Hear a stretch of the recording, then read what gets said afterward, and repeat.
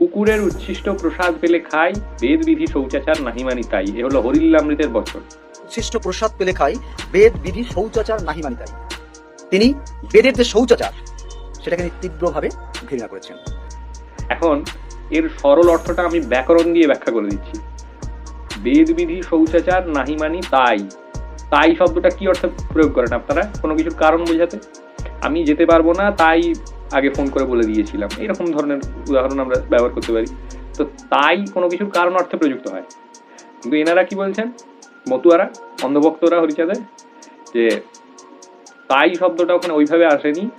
তিনি বেদবিধির নিন্দা করেছেন, শুধুমাত্র তিনি বেদবিধি মানবেন না বলেছেন না। শুধু এটাই বলেননি হরিচাঁদ ঠাকুর, এখান আমার ঠাকুর বলেছে বেদবিধি মানে না, কুকুরের উচ্ছিষ্ট ফল পেলে খায়, বেদবিধি শৌচাচার নাই মানি তাই। অপ্রিয় হলেও এটাই সত্যি, এটাই বাস্তব। থেকে পরিষ্কার বোঝা যাচ্ছে বেদবিধি শৌচাচার নাহি মানি তাই, অর্থাৎ কুকুরের উচ্ছিষ্ট যেহেতু তিনি খান, সেই জন্য বেদবিধি শৌচাচার তার পক্ষে মানাটা সম্ভব নয়। এটা হরিচাঁদ ঠাকুর বোঝাতে চেষ্টা করেছেন, যেটা সাধারণ বাংলা ব্যাকরণ দিয়ে আসে। এখন হরিচাঁদের অন্ধভক্তদের বলবো, আপনারা কি বাংলাও পড়তে পারেন না, বাংলাও বুঝতে পারেন না যে এই অপব্যাখ্যা করছেন, নাকি আপনারা শাক দিয়ে হরিচাঁদ ঠাকুরকে ঢাকার চেষ্টা করছেন? শাক দিয়ে মাছ ঢাকা বাংলায় প্রবাদ আছে, আপনারা তো মনে হচ্ছে হরিচাঁদ ঠাকুরকে ঢাকতে চেষ্টা করছেন শাক দিয়ে। তাই এসব বিভ্রান্তি ছড়ানো বন্ধ করুন। হ্যাঁ, আগে বাংলা শিখুন।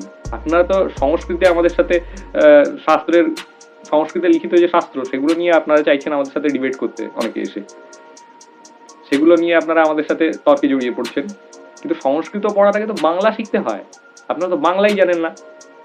হরিচাঁদ ঠাকুর কুকুরের উচ্ছিষ্ট প্রসাদ পেলেই খেয়ে নিতেন, সেই জন্য তিনি বেদবিধি শৌচাচার মানতে পারতেন না। মানতেন না শুধু এটা না, আসলে মানতে পারতেন না। মানা সম্ভব না এত নোংরা অপরিচ্ছন্ন থেকে বেদবিধি শৌচাচার। সেটাকে স্বীকার করুন, আপনারা সেটাকে স্বীকার করুন।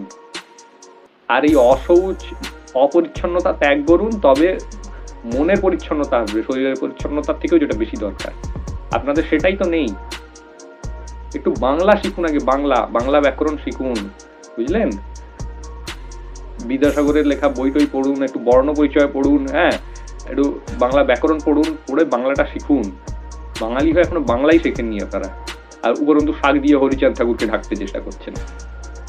ছি ছি, কুকুরের উচ্ছিষ্ট প্রসাদ তিনি খেতেন। হ্যাঁ, বেদবিধি শৌচাচার তো দূরের কথা, সাধারণ শৌচাচারই তার পক্ষে মানা সম্ভব নয় সেখানে।